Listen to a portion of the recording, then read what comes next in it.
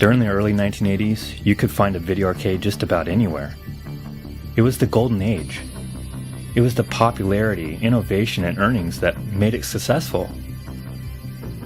Then the arcade crash of '83 happened, and industry flooded, leaving arcades to suffer. And as quickly as arcades emerged, they suddenly disappeared. Now there's a whole resurgence and birth of collectors converting their garages into home arcades. It was the arcade that you could say was the foundation of arcade culture today. It was definitely the arcade.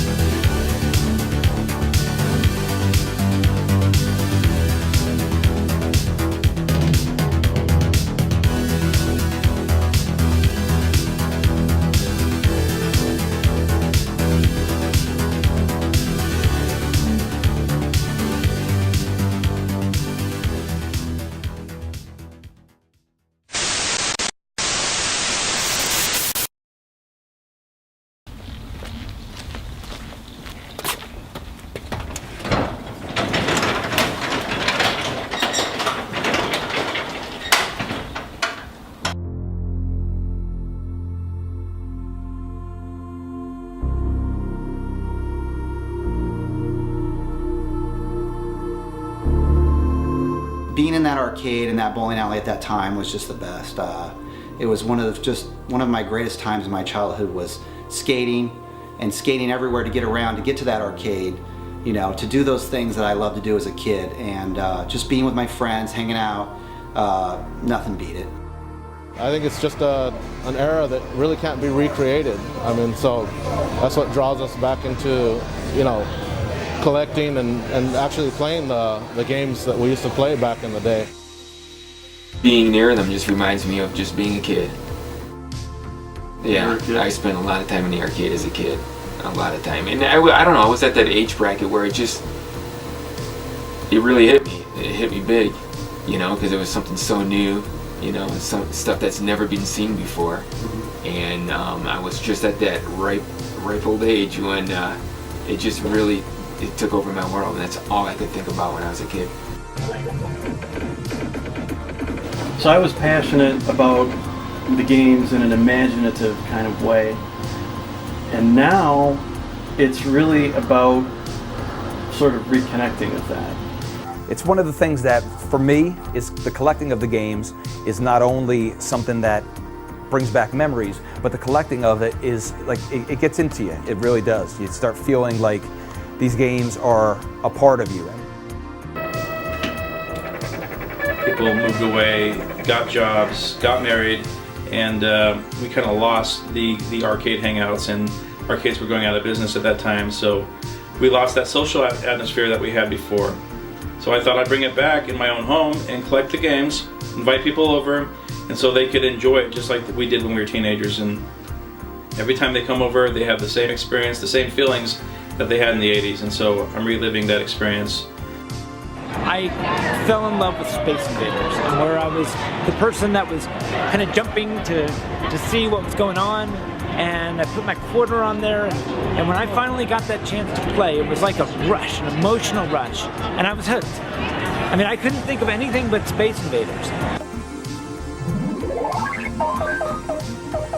Just the atmosphere of the arcade, of, you know, the sights and the sounds and even the smells of it, when it's just really packed, and you know, everyone is there socializing, and it's just kind of more of a social place to be.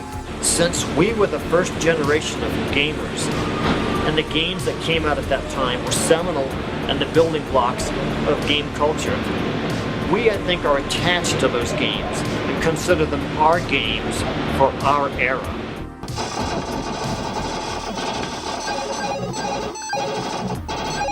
A lot of the games at that time, you know, they had extra monitors on top, and you know, they had everything turned up so loud. It's like I have such great memories of that when I was a kid.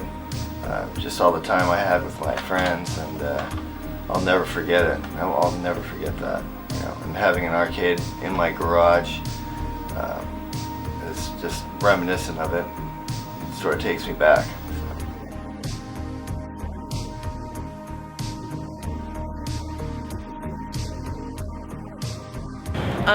Back in the arcade, I mean, I was young when those things came out. I think I was 12, 11 when the arcade era really hit. It was a magical time, and I've never forgotten it. It made an impression on me that nothing's ever made that kind of impression on me. I can't even put it into words because it's so many things. It's all about the passion and the love that we had at that first moment that we walked into arcades, right?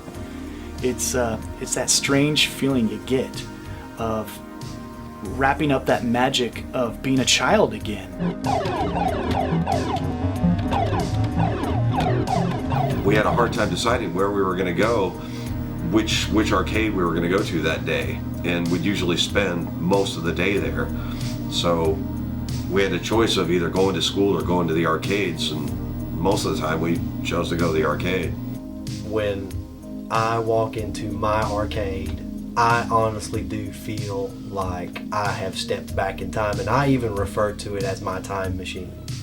And I've even said to some friends, well, if you ever need to go to 1982, just let me know.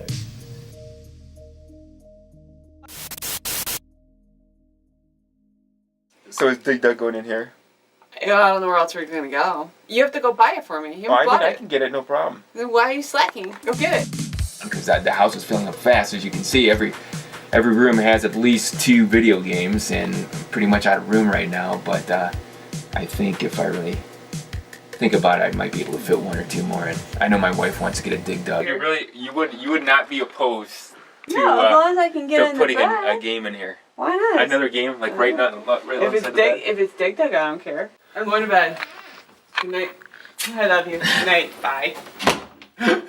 Dig Dug was developed in 1982 by Namco, and it was later published in the United States by Atari.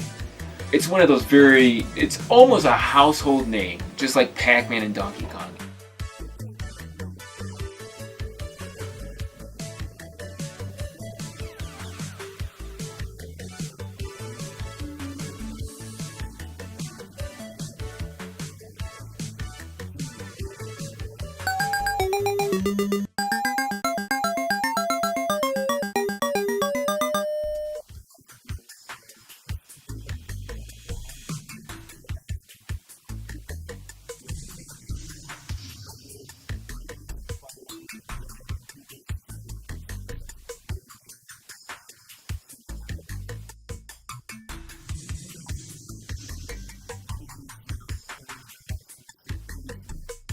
At the 1-Up, they had a Dig Dug, and she played that, fell in love with that game, and she's like, you think you can find one of these games?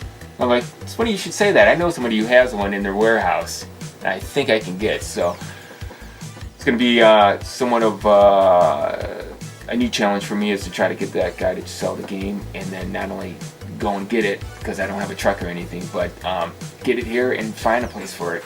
Hey Vince, what's up? Hey, we're on our way. You at the shop?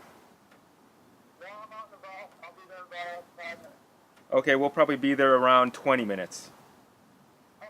You know, I'm about 20 minutes away. Alright, see you then. Bye. It's finally gonna happen!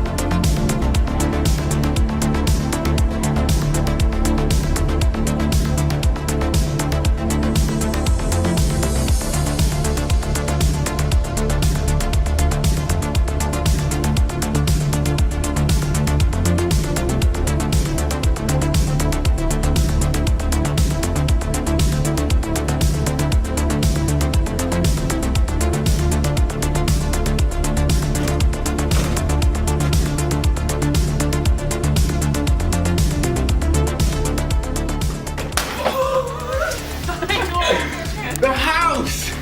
We don't need the house. We all work that fun.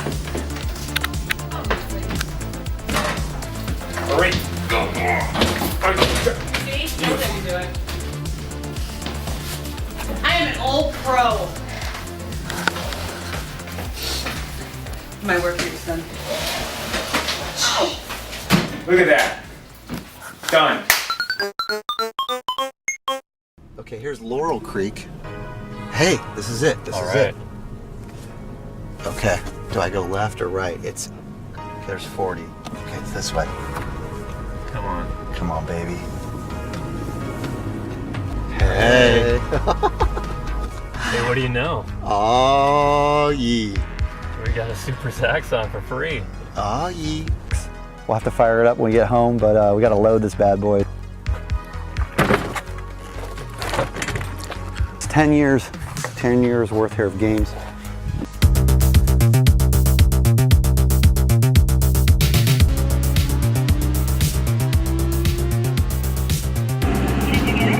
We got it.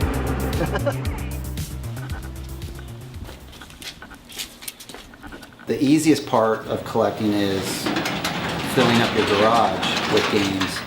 The hardest part of collecting is once the garage is filled, what do you do now? It's like within a couple years I already filled my garage and I have no more room. Some of my friends, they put games in their house in different rooms, but I've got the garage and the garage only, so that's where all of them stay. I think for me, growing up in the 80s, there were two things in my life that were bigger than anything. It was arcades and skating. I remember growing up, we used to go over, skate to the bowling alley, pick up some Thrifty's ice cream on the way over, get on the 4-player gauntlet, and just pop those quarters in for at least an hour to 2 hours and get to like level 70 or 80 on gauntlet. And I think just the whole skating culture, living in Southern California, it just kind of went hand in hand with everything 80s.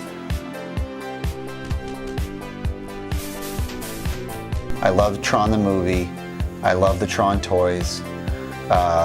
Going to the Disneyland Starcade, all I wanted to do was play Tron. Just the lights, it had the black light effect, it had the cool side art, it had the really cool joystick spinner combo, and it was just a really hard game that I wanted to play more of.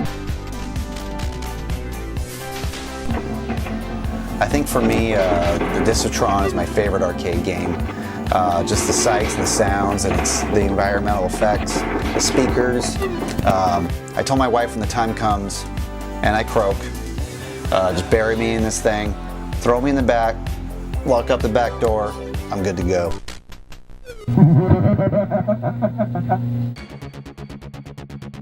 An auction is where you go and you bid on games and the highest bidder wins. You get there early in the morning and you give the guy your driver's license and they give you a ticket and that's your number for the entire day.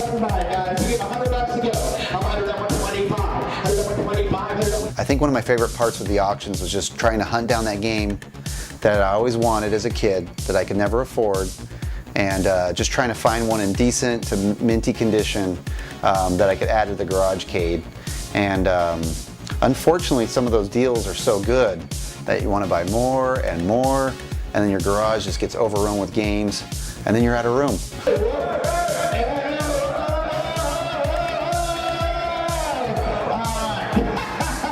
I think I've been collecting arcade games now for about 10 years, and I think some of my funnest moments have been at the arcade auctions. They've slowly disappeared, but some of the best auctions was at super auctions. And like twice a year they'd have them over in Costa Mesa at the fairgrounds, and they would have killer deals. I remember one time they were auctioning stuff all day, and then they were auctioning off all the overflow outside. They were blowing out games for $1, and one time I got super lucky. I scored 10 games for $1. I remember back in like 81 or 82, the arcade scene was huge. Everywhere you would turn would be an arcade. I mean, you couldn't get away from them. I definitely like introducing these games to my kids. I've got 2 young boys. My 4-year-old definitely likes the trackball games. He loves Marble Madness. He loves Crystal Castles, and I definitely hope I can pass this on to them.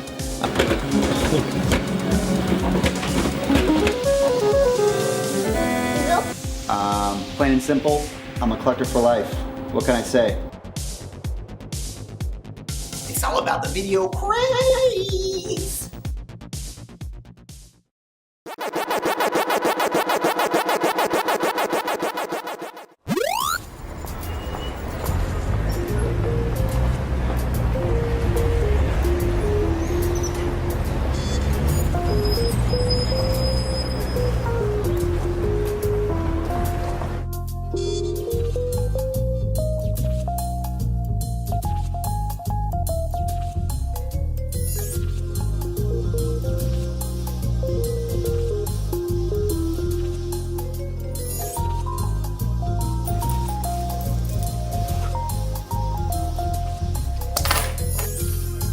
Sorry, Pac-Man, we don't take tokens here.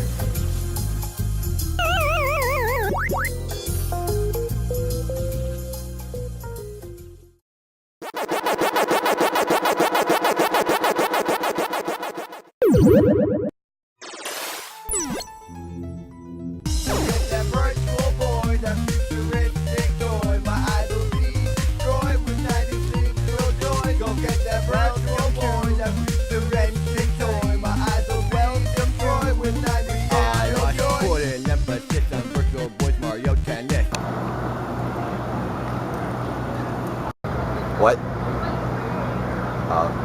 What? Hi, my name is, I'm Keith Sabacari. I'm 28 years old. I love classic video games, and I am currently living in Woonsocket, Rhode Island, where I have been residing my entire life. Oh my god! I just came from a parallel world. I currently own 13 arcade games.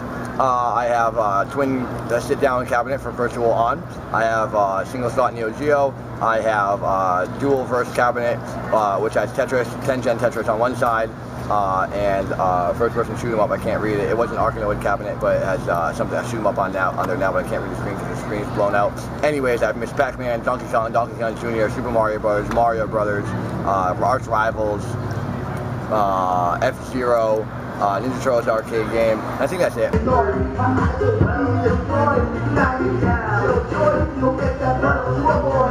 Metal Slug's probably my favorite. I like this destruction and killing guys when it's legal. Neo Geo, Neo Geo. 4 white buttons and 2 joysticks. Neo Geo, Neo Geo. Cool red cabinet, name that stick. Neo Geo, Neo Geo. 4 white buttons and 2 joysticks. Neo Geo, Neo Geo. Cool red cabinet, name that stick.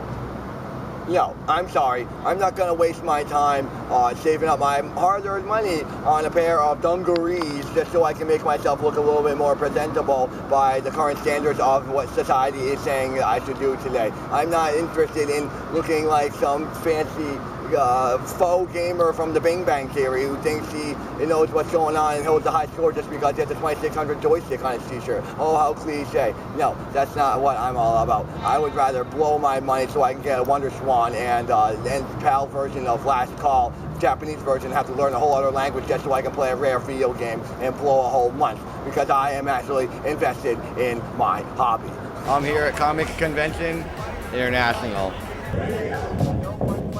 I'm freestyle on this one. I think one of the easiest. Right cabinet, name that stick. Keith Abakari is a 28-year-old man with the mind of a 14-year-old boy and the body of your uncle. I played that cat for hours and then to the point where that thing was my only friend. With a heavy machine gun in my hand, I beat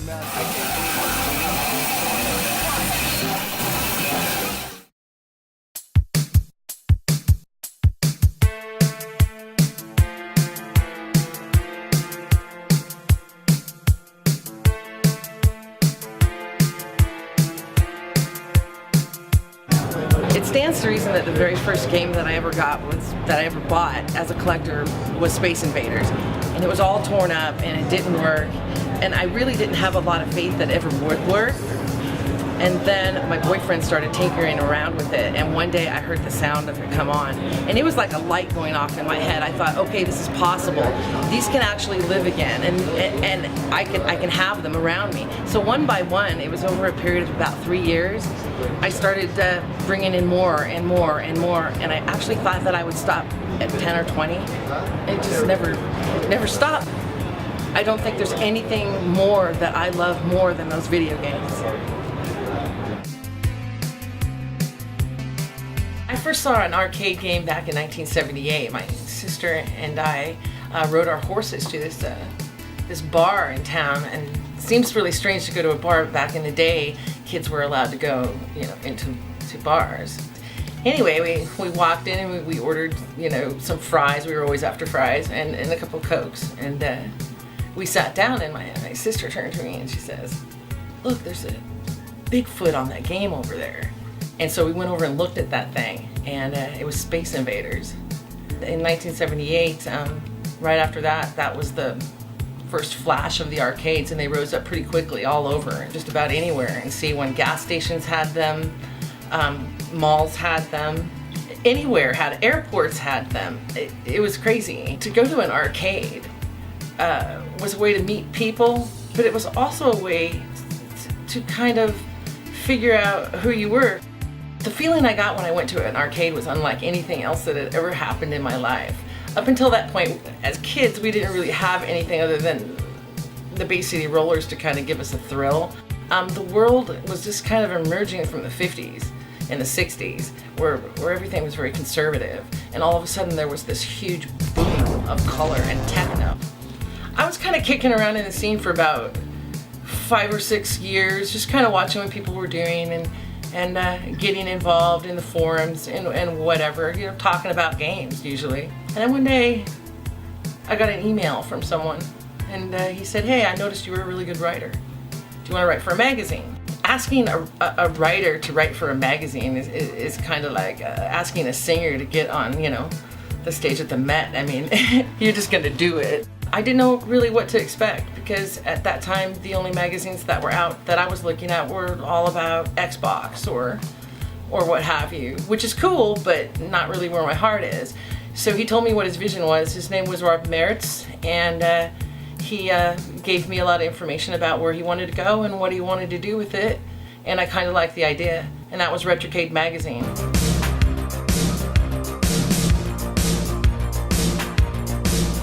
It's also full of a lot of investigative articles that go back through a lot of lost stories in arcade culture that either people have forgotten or they kind of lost interest in. Twin Galaxies has historically been the only internationally recognized adjudicator of video game world records and high scores since video games were created. And over the course of about 30 years, it has defined and shaped how the world judges the validity of scores, as well as created a very unique culture to the video game scene. Well, when it comes to selecting a story that I want to write about, I go for the challenge every time. Twin Galaxies, for example, that was a huge challenge with a lot of risks involved. The reason being, Twin Galaxies is kind of like the Catholic Church of classic gaming, meaning that no matter how you approach the subject, no matter what direction, or no matter what your level of sensitivity is in approaching it, you're still going to offend someone on some level somewhere. If I think the next issue of Retrocade magazine might be a little hot, might be a little controversial, well, God, I certainly hope so, because if not, I've not done my job as a writer. I can't see a point in my life of never being around video games, gaming in any sense. It all starts with one, and I've never met another collector anywhere around who says that they bought 20 at once. If they did, they're probably into selling them. But for the actual collector, the one who has some sort of emotional tie to them, it does start with one. I think it starts humbly and then it grows into this magnanimous thing that takes over your life. You have them everywhere. You start moving couches and you start forgetting that you read because you're too busy playing games or working on games. I do like to see games that have a certain bit of patina on it. I like to see belt buckle scrapes on the little bit on the front of the CPO. I like to see a little bit of graffiti because I know that, in my mind, how I look at it is somebody was standing there one time 30 years ago and his bored friend put Jeannie Loves Joe or something on the side of it, and I think it's a testimony to how many people actually stood and passed in front of these games. I just think it's beautiful, and I think when you erase it, you erase where it's been. Why would you want to do that? In my mind, as corny as it sounds, there's not a day that goes by that when I walk home and I walk in the front door down that little hallway and I see those games around me, I'm not home again.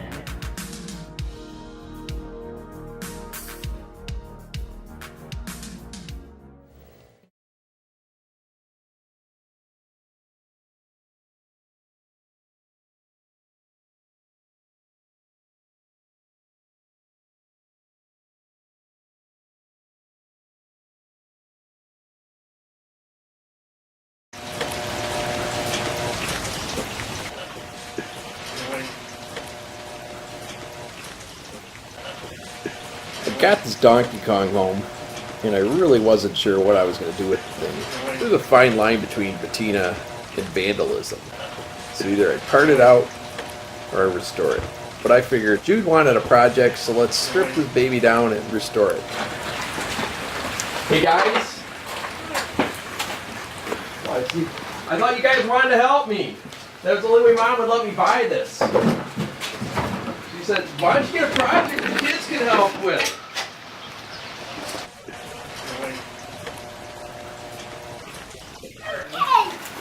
This is the family time. Get in the garage. We're going to take apart the game. Quick, get in the garage. Mom? Here, will you take this off and put that over there? Thank you, sir. Here, Jude, I need help. Put that, lean that up over there. Don't break it. Where do I put this in here? Oh, let's put it up here. Because I might need these parts again. Jude, you're as helpful as you were the last one.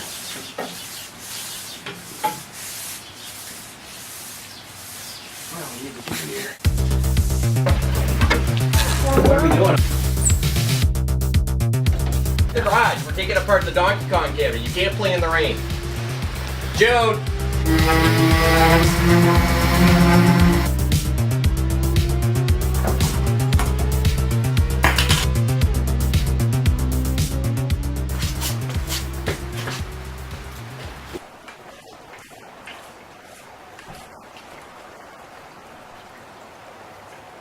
It's late, it's cold, and everybody is in bed. This sucks.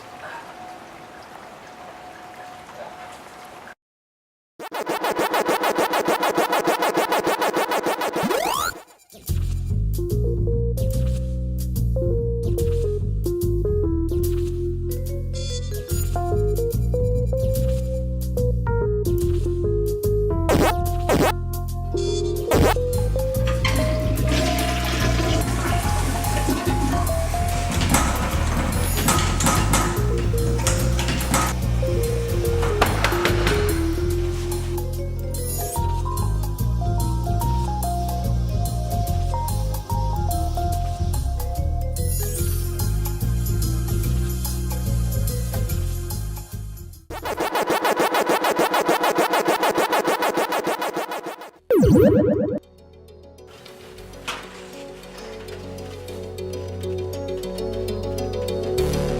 I'm not in the basement, I'm out here in the garage. I do most of my like real like heavy lifting, I call it, workout here. Like if it's welding or grinding or whatnot.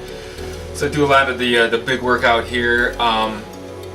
Like when I get a game, it comes out to the garage here before it goes in the house, because a lot of times you got to clean out all the garbage and the dirt and whatnot. So it comes out here before I can get it under control, bring it back downstairs. Just really anything that's old, and like 80s or later, I like to come out here and I like to try to breathe some new life into it, so to speak. It's in my blood. It's like just breathe life in the things from the past, and that's my enjoyment. I'm out here sometimes at 2, 3 in the morning. Looks pretty good. Like it says right here, when this sucker reaches 88 miles per hour, you're gonna see some serious bleep. Well, let's see what happens. Hopefully it doesn't blow up when I plug it in.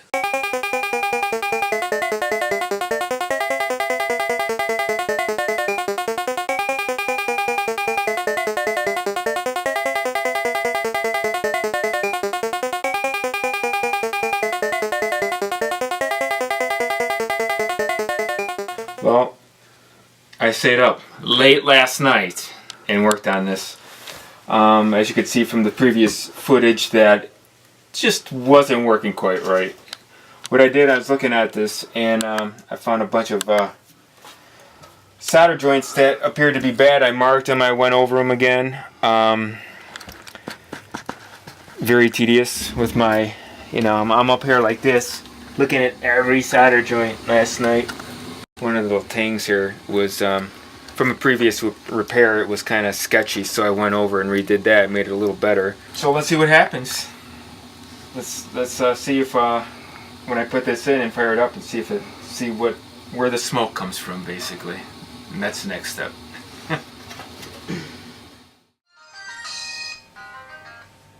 This whole game. Hey Rich, this is Brian Armitage. How are you? Hey Brian, how's it going? Pretty good. I have a little question for you. When somebody asks you, do you want, can I get your help picking up an arcade game? You're kind of like, oh, jeez, picking up another arcade machine. But when he told me it was going to be from the original drummer of Journey, and that the games that we were going to pick up were taken with the band on tour, back when they were touring doing Frontiers, I was more than happy to help him. We just had ourselves a little Journey moment there.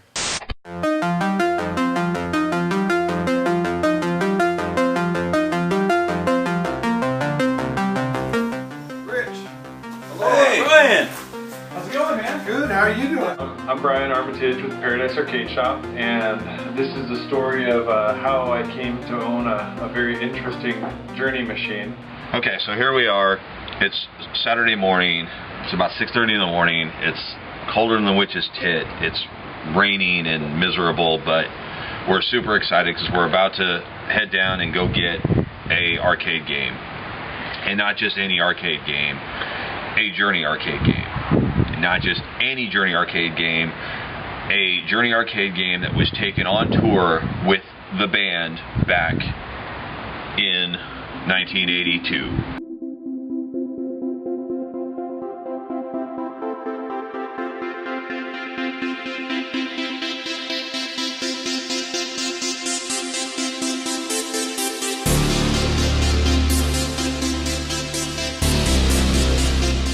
Journey was a band that was formed in the early 70s.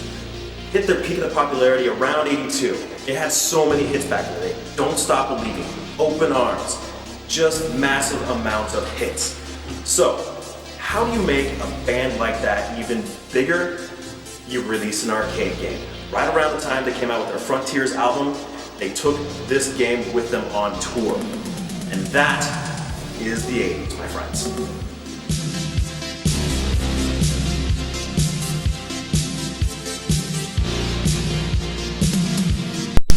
We are with Steve Smith, and we're down in Ashland, Oregon, picking up the Journey machine and the Defender from the original 82-83 tour.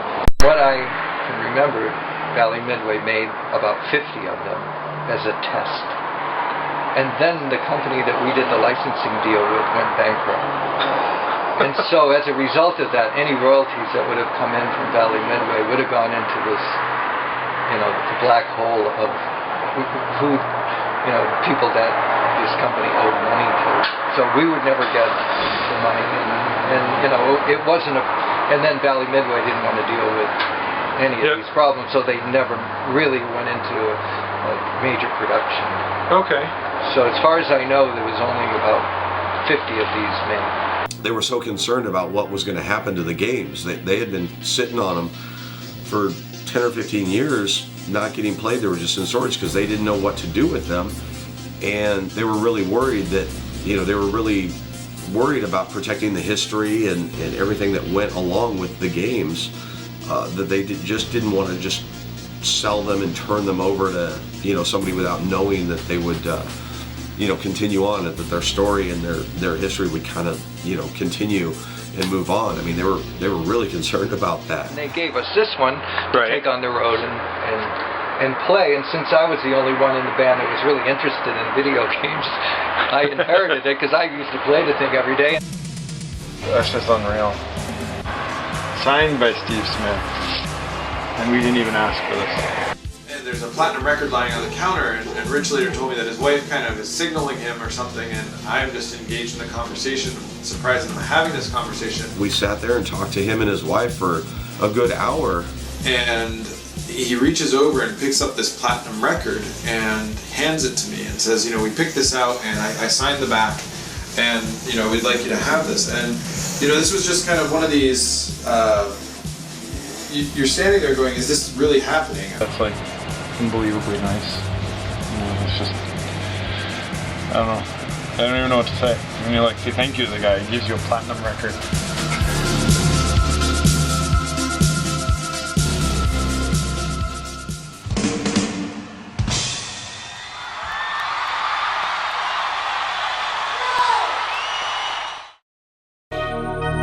Remember, there was an arcade about a mile from our house we used to walk to every Saturday morning. Wherever you would go, you'd find an arcade. I went to an arcade was unlike anything else that has ever happened in my life. That place that made it impressionable. These old video games had a special feeling and power over us that you can't explain, unexplainable. There was a sense of freedom and escape from reality as soon as you were engaged into the game, and it just drew you right in. You controlled something out of this world, and that feeling we all had on these games gave us a sense of achievement, and I think that's what keeps us coming back for more.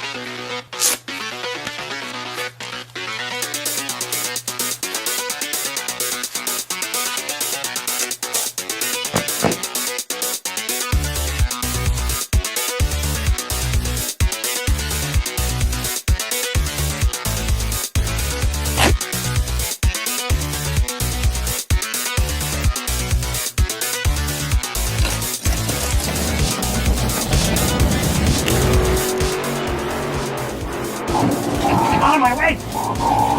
Yeah! Faster! You ship like my grandma!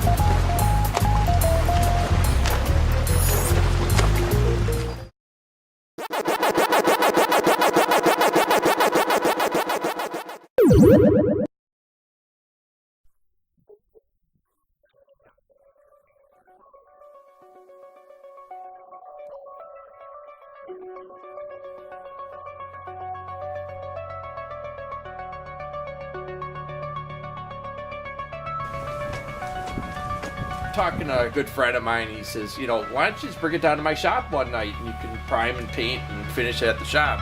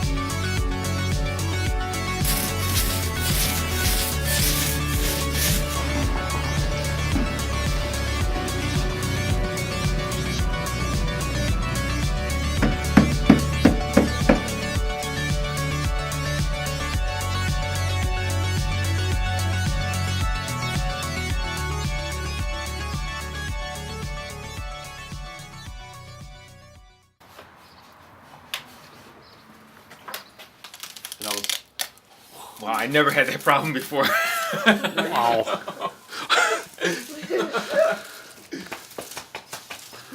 You didn't by chance wax the side of the game, did you? No. It'll stick. I think it's just so cold. Maybe. I could grab the blow dryer or the heat gun and just Try the blow dryer, see what happens.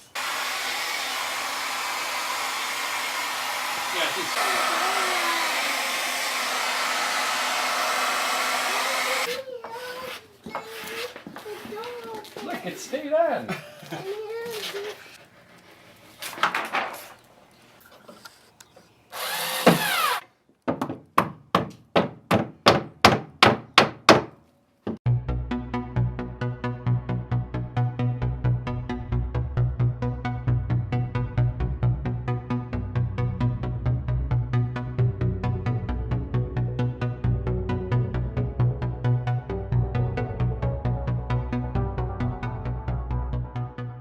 Well, we finish up the game and I turn around, and of course, my son, Jude, is nowhere to be found. Jude! Jude! Jude! Jude! Where is that kid?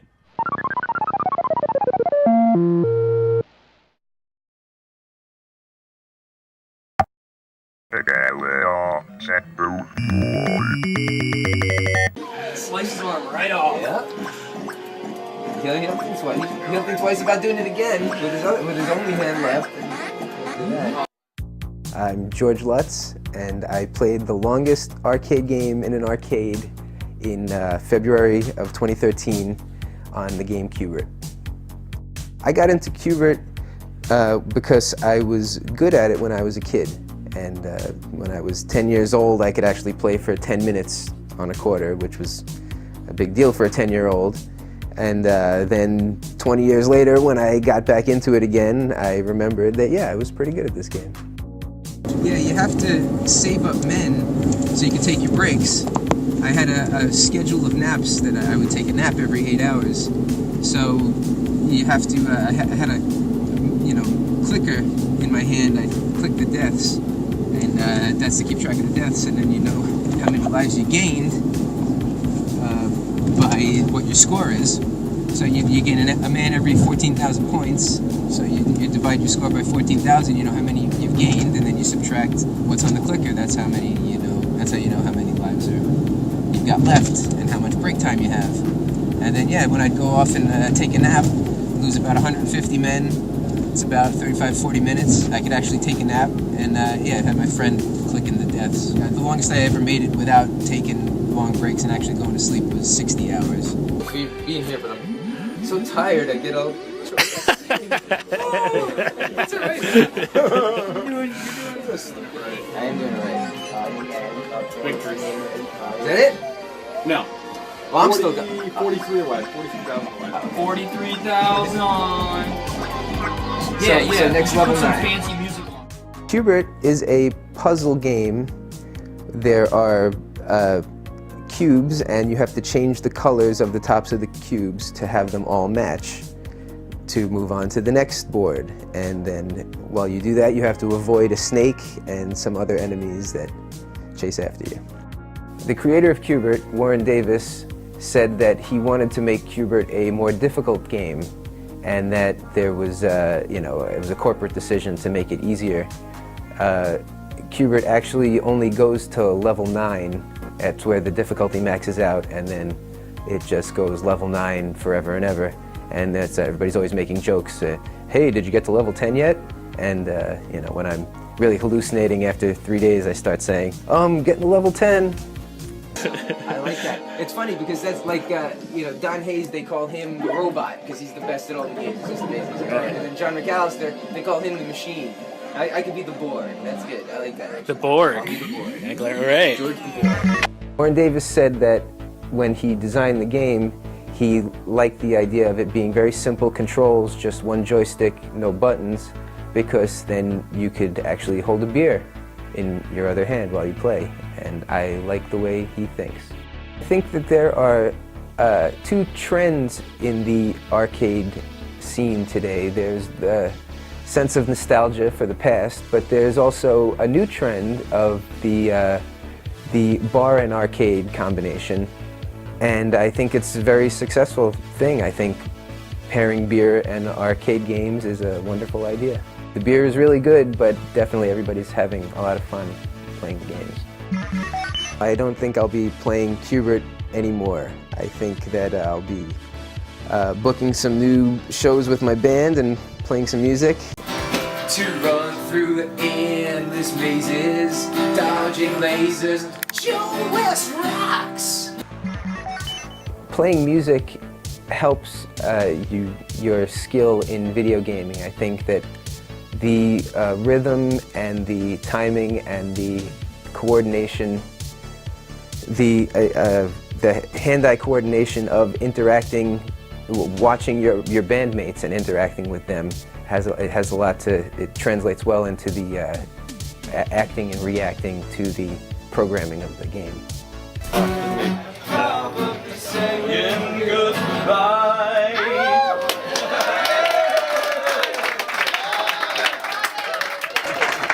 Once again, ladies and gentlemen. Walk away, right? The other guy that was here most. Yeah. He can. I said Ed can unplug the game when I'm done. And he got it. There you go. Boom! There it is. Rock and roll.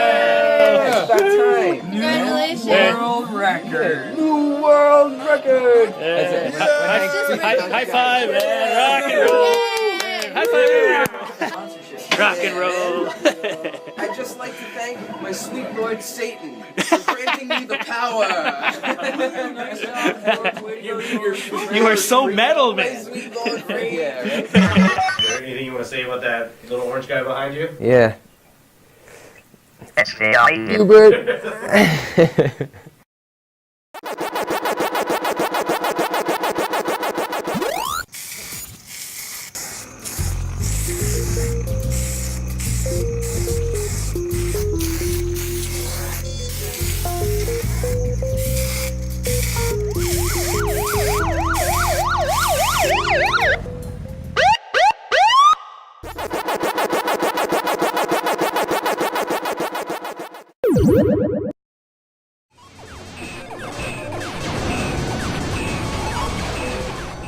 It is my honor and duty to declare Game Over Arcade business of the day. So there's that. So Chris, take it away. You'll hold Want me to this? hold that? Yeah. If I can get it out of there. Jenny, I love you so much, baby. Our lives are going to be amazing. Will you marry me? Yes.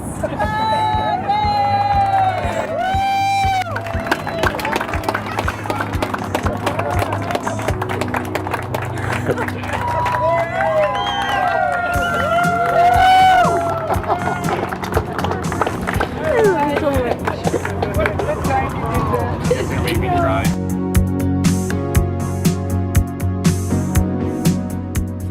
All right. It's going to bring you good luck all year long. Thanks. Thank you. Thanks. We're open. Yeah.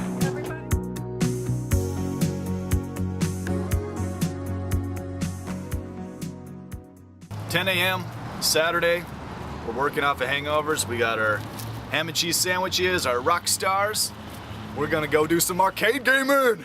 Okay, so our destination, our first destination of the day is Game Over. That's the new barcade opening in Lincoln City. Get to play some games, hang out, BS, and move on down the road.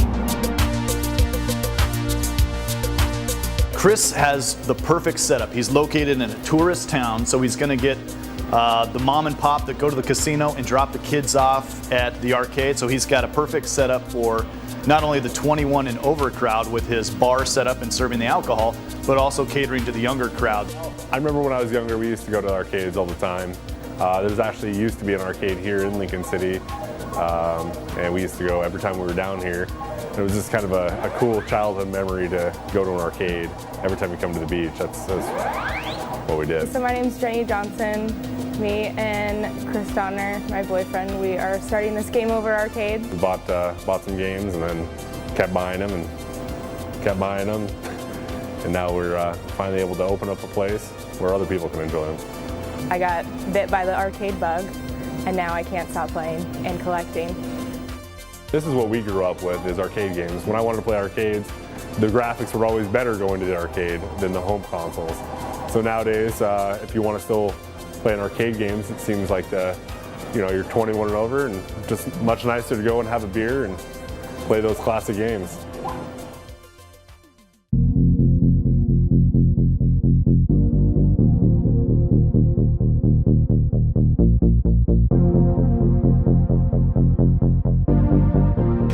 The Willamette Valley is just growing in its popularity of classic arcade gaming meets bars.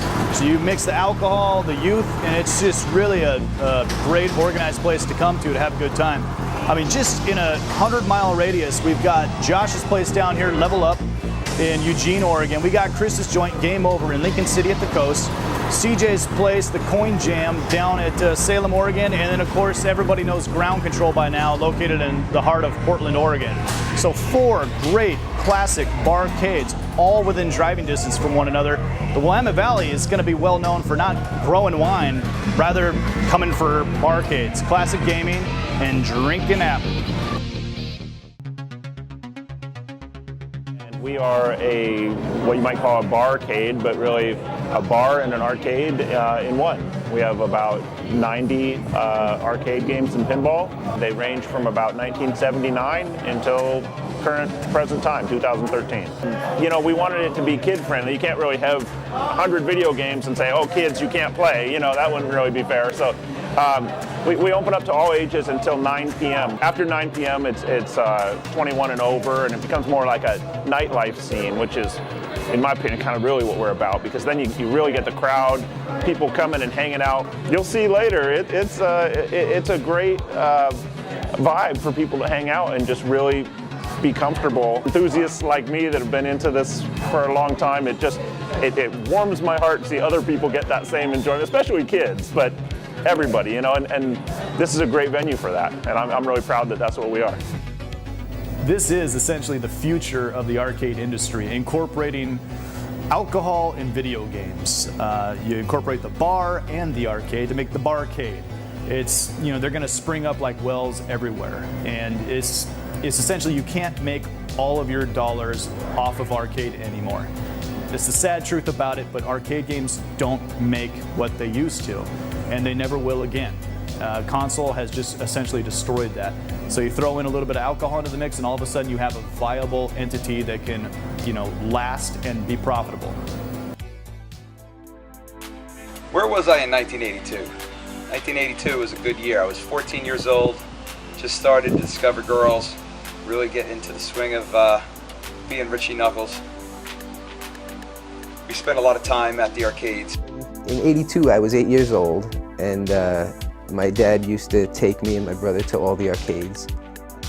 I opened up an arcade as an excuse to be able to play more video games.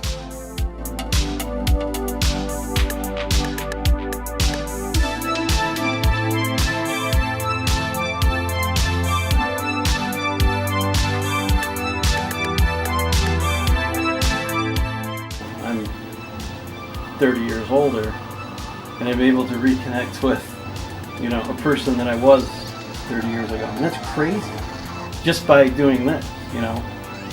As crazy as that sounds. But the moment I got this carpet in here and I moved them all in here and I got the music playing and stuff, it was like something happened. I feel like a kid. When I first walked into an arcade in the 80s, the sounds of the arcade, I think, are what made the biggest impression on me. And I was always excited to get back to the arcade and hear the sounds. There would be what seemed like a chaos of noise at first from all the different games that actually was a sort of symphony after a while. I remember opening the arcade doors and the sounds just blasting in my face. I mean, those things were loud.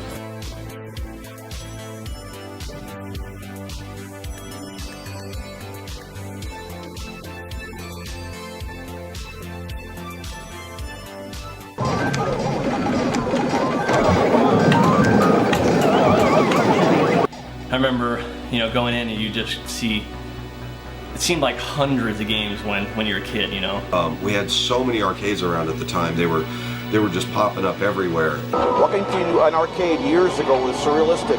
You walked in, you see mounds of people waiting to play video games. Walking into that arcade, you know, just as a kid, it was just very impressionable. I definitely remember they were always crowded. There's always people there. This was a huge part of my life. I spent a lot of time in the arcade. There's Space Invaders, there's Asteroids, Defender, Pac-Man, Donkey Kong.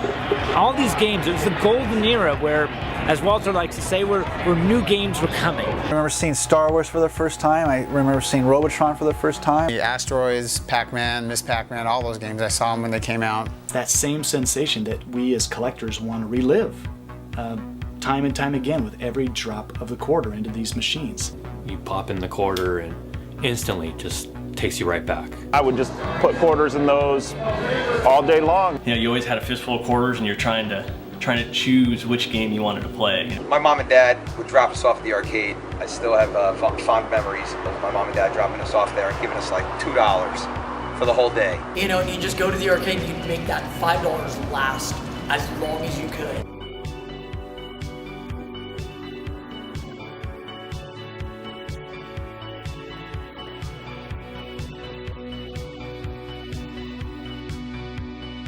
The crowds were huge at the arcades and stuff. I just remember quarters being lined up on the games. It changed my life. I'll never forget it. And the arcade was alive. If you were a kid in the 80s, you remember the arcade. What you did in the 80s was go to the arcade. I started to realize that playing these things just sort of brought me back to, you know, being a kid again. Once you own a piece of your childhood, it's very hard to let that go.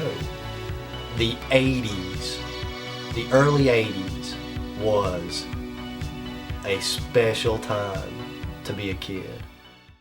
Steve Hertz rules. See, that's all there is to it. That's my whole interview. This party, I thought it was a cork soaking party, but it turned out it was for video game nerds. Right? I didn't think I was qualified. No, you're definitely qualified. Turns out.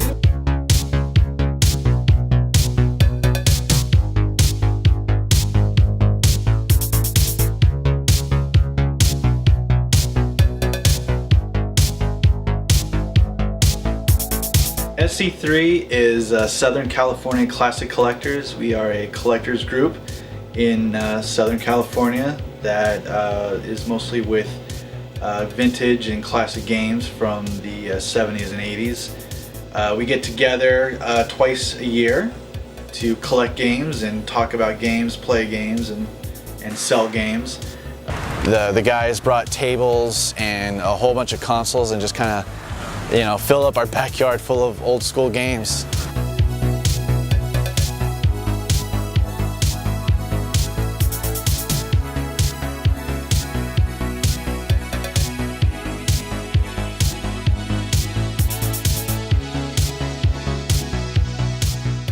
SC3 is awesome, guys. If you're in LA, even if you got to fly in for this thing, get in here, go to Disneyland, come to SC3 at the same time.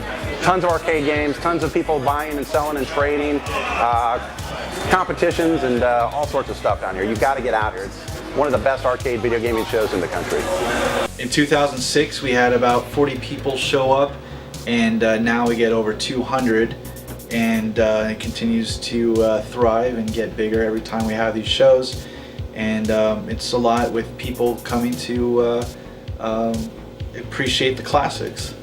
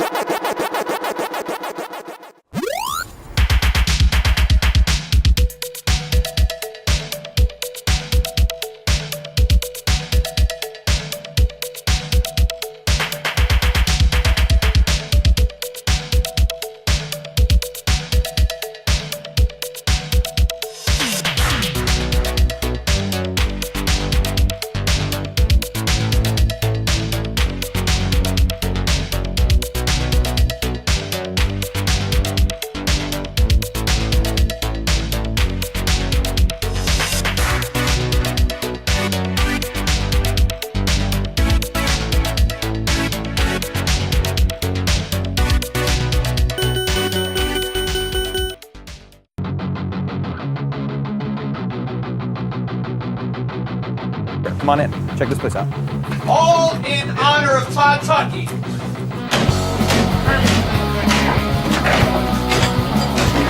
On with the show, baby! Arcade culture! It's how we live. I wanna spill my guts out with the crowd cheering. I'm Richie Knuckles, and this is Pole Position.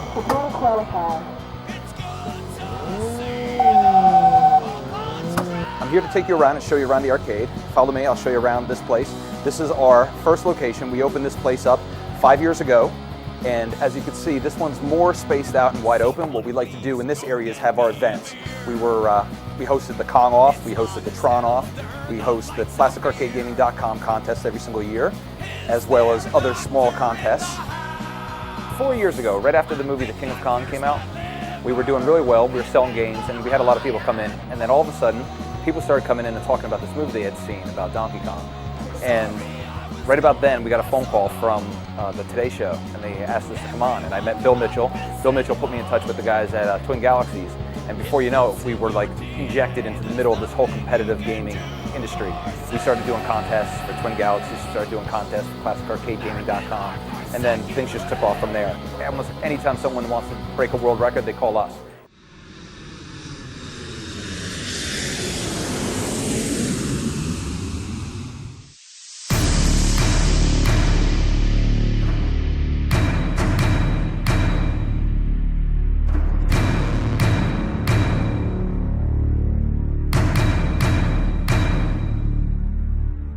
I'm Richie Knuckles. I'm Jordan Adler, and you are at the One-Up in Denver, Colorado, lower downtown. The Kong Off 2 is being done at the One-Up. The quality of the One-Up, the quality of the machines, the quality of the staff, the family that runs the business, his dad and himself, his mom, his sister, all the people that are here at the One-Up, the family that's here, I have nothing but great things to say, to the point that I feel like I'm part of the family. So we're here at the One-Up. Some are here for the fun, for the money, for the glory. Actually, mostly for the money. But all kidding aside, we're going to have a good time. This is the beginning of something remarkable. Twin Galaxies here alive, reborn at the One-Up in Denver, is going to expand and probably have many locations around the world before long. And its primary focus will be doing live events, live contests, where people will prove themselves not only for their skill set, but for their ability to handle the pressure that comes only from going head-to-head against your peers and your rivals. And that's a unique kind of championship, and that's really what's going to be our forte. Twin Galaxies is going to become the official scorekeeper for the world in an even bigger way than it has ever been before. We are becoming the lightning rod for a big, big thing. And the level of history that's about to be unfolded by all you folks and the communities that you're now going to generate is going to be beyond belief. With everything that's positive that's going on here, there's no room for anything negative. Nothing you've seen online, anything that's silly. Face it, when we all get together, I mean, we all get along better than anybody. And that's exactly what we have. The whole world's going to be watching. God help us. You got to keep your clothes on. Yeah. Well, and I saw all the cool things that Richie was doing, and Jordan, and basically the new management of Twin Galaxies. And I said, you know what? I am going to support Richie, because it's not easy to take 30 years of history, of blood and sweat, of people that it's almost impossible to recognize the countless volunteer hours that have gone into Twin Galaxies. And then to take that and move it forward. And not only that, but to make it so where it's a viable business model. Because you can't just keep throwing money at it. You get to take home your machine! Let's hear it! Let's hear it! Come on! Give it up! Have a great tournament. We'd like to call it the Michigan Mob.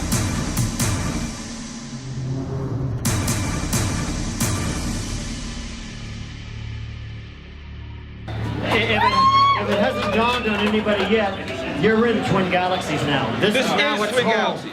This is now the center of the video gaming universe. It's only going to get better. As we wind down here to the start, you take your own life in your hands, so be careful. All right, everybody, sorry for taking so long. Is everyone still pumped? Welcome to the Kong Off 2 at the 1-Up. I am so proud to be here. Walter Day is my co-host. Playing on machine number 1, you guys all know him from the King of Kong, the favorite, Steve!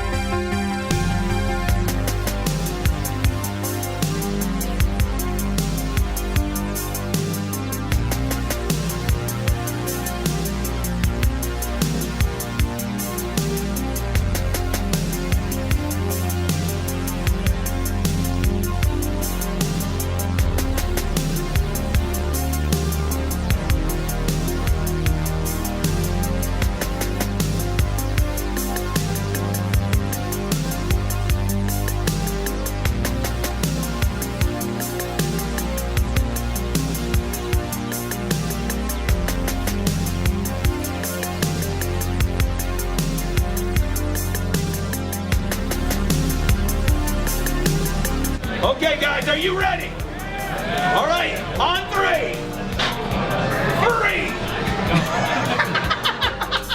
All right, go, start! All right, everybody, come on, Craze, get them on! In the old days, the games had to really get by on their actual gameplay. They had to be fun, and they had to be intriguing, and there had to be some real meat to the games.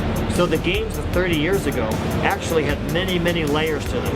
So many layers to learn and experiment with and unravel and study and master. So many layers of games to master, so many layers of the gameplay to master, that's why now, 30 years later, 35 years later, many of these games, you see new world records.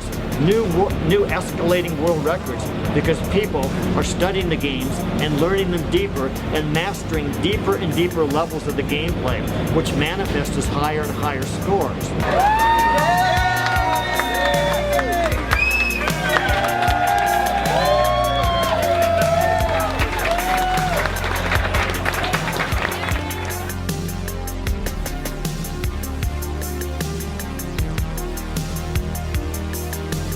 How do you think it went? I think the competition was a great success. You know, at the last Kong Off, we didn't have there wasn't a 1 million point score. We've had 3 million point games so far. The kill screen number, I think, is up to 10. It's double-digit kill screens, and we also have the highest live Donkey Kong score in history. If anywhere you are in the country and you love arcade games, you love to drink, you have to make 1-Up a stop before you leave. You know. What's great about here at the 1-Up is it brings back the fever and the passion that was a part of the 1980s. Video games were great, but arcades were greater. It was a place where people came to gather, to play, to perform, to show, to stand up, to stand in the red zone. I mean, in each generation there'll be some superstars who they spend their whole time practicing when they're not at their day job, trying to get the world record on a classic arcade game.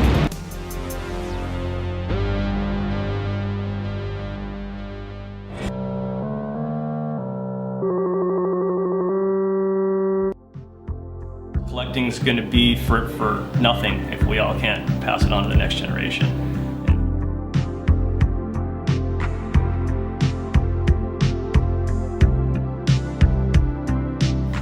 And it's awesome because now I have a 4-year-old son, and I just remember, you know, I was about 4 or 5 years old when my dad was taking me to the arcade, and now that I have these games, I kind of recreated that atmosphere that I had, and sharing it with my son is just, as he's, you know, turns on that game and he pops in the quarter, I see the excitement and the smile on his face. It just, I can only imagine that's how I looked, and as my dad looked at me, and what a cool feeling. And I can see myself being in this hobby for a long time, maybe forever. I have a 9-year-old now, so it's fun for me to watch him play these games and kind of live vicariously again through him, watching him when I bring a new game home, and he digs it just as much as I did the first time I saw it. People in the following decades can't appreciate the arcades and the culture because they didn't really experience the 80s. So this is the only way they can be reintroduced to the games, and possibly from hearing their father's stories about how they spent their youth in the arcades. And so it's bringing that back a little bit. I like to see the younger people get into it and enjoy it as much as we did. I can see myself having these games forever. Seriously. I can't imagine them not being in my life. It's impossible. I don't see it stopping anytime soon. I really enjoy the hobby, enjoyed it for years, and there'll probably be a lot more years to come. And so if I would sign the bottom, I dedicated this one to my wife. Restored for you, Rachel, the love of my life, and in honor of my childhood in all those awesome years. I'm gonna fire it up.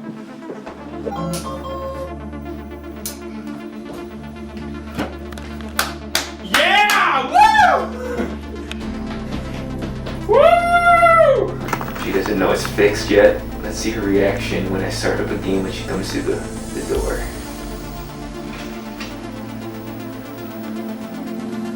Here she comes.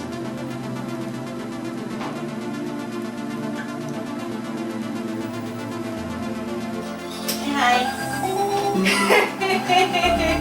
Surprise!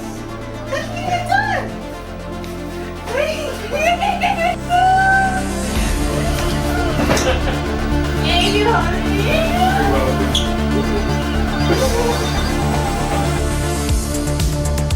Not bad. All in a day's work. The real reason I really like Big Bag so much right now is because Dad got it for me. We don't really do like Christmas presents or birthday presents, but whenever we see something we like for each other, we'll just get it. So the fact that he got it for me and he has the whole writing on the back means more than anything. So that's why I think I like it so much.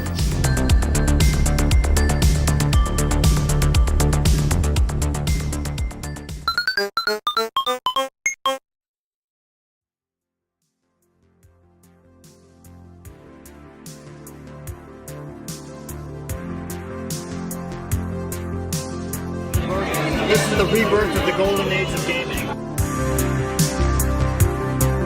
When I got older, I started missing the nostalgia of the games and of the social life I had with the friends. So I started collecting my own games to bring back both the nostalgia and a new social group of people that enjoy what I enjoy, which is playing the classic games. I'm really passionate about, number one, the friendships that I have, about keeping the history and culture of gaming.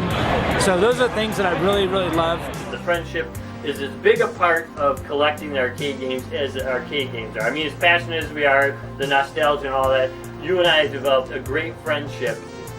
Finding these games, repairing these games. I mean, it is just a blast. If someone were to come up to me and say, Walter, we want you to kind of create an introduction that summarizes what the Video Craze movie is all about. Well, if I actually was given that opportunity, here's what I think I'd say. I'd point out that years and years ago, we all found video games together, 30, 40 years ago, and we started playing them. And that was during what I call the Top Gun era, the time when all of us would meet in the arcade and we'd go after high score, world records. And that's the thing we had in common at that time. We're all trying to beat each other's world record scores. And that's really the only thing we shared in common in the arcade back in those old days. But now in this modern era, I like to call this modern era the era of community, because we've all banded together, not only to enjoy these games from our childhood, but also to preserve them, to renovate them, and to safeguard our historic video game legacy. And in doing that, and in using games as the main thing to have in common, we've bonded and created a big community, a community of the heart, where actually we're not involved in the Top Gun era anymore. We're all involved in preserving these games and creating a society that reveres the legacy of the video game history and preserve them for future generations. So for me, the Video Craze is really all about an amazing global culture, this worldwide community that has grown up around our video game legacy, which exists to share games from a heartfelt basis and also preserve them for future generations to enjoy. So to me, this is a remarkable thing. that we've turned video games into a community, and we share our love for games as we learn to love each other as fellow human beings.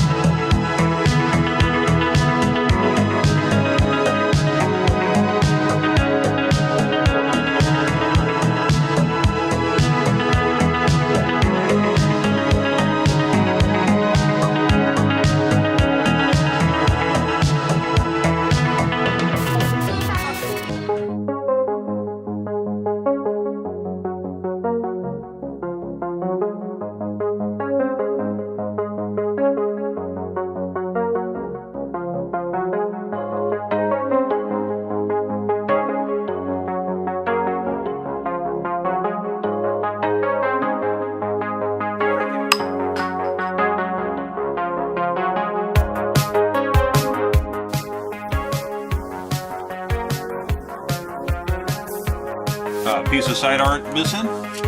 Not a problem. All we do is put a bird on it.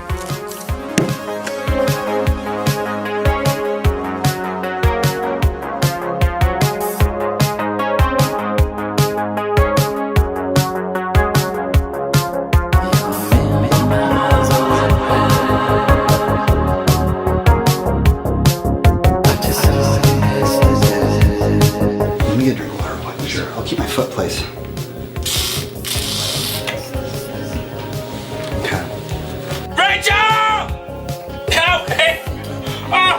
can't bring. If I want to bring any more games in, I have to remove couches. My neighbors think I'm freaking crazy.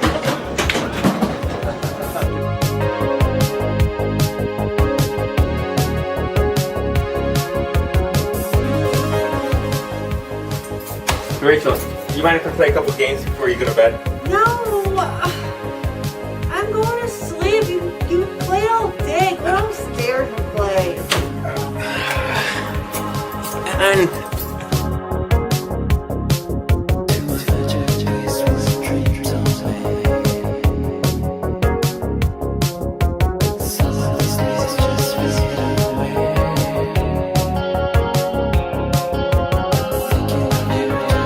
I don't know if people that are into this have some sort of disorder or what. Chuck, thank you for giving me so many great memories, so many good years of being in the arcade. You meant so much to me, buddy. I'll never be the same.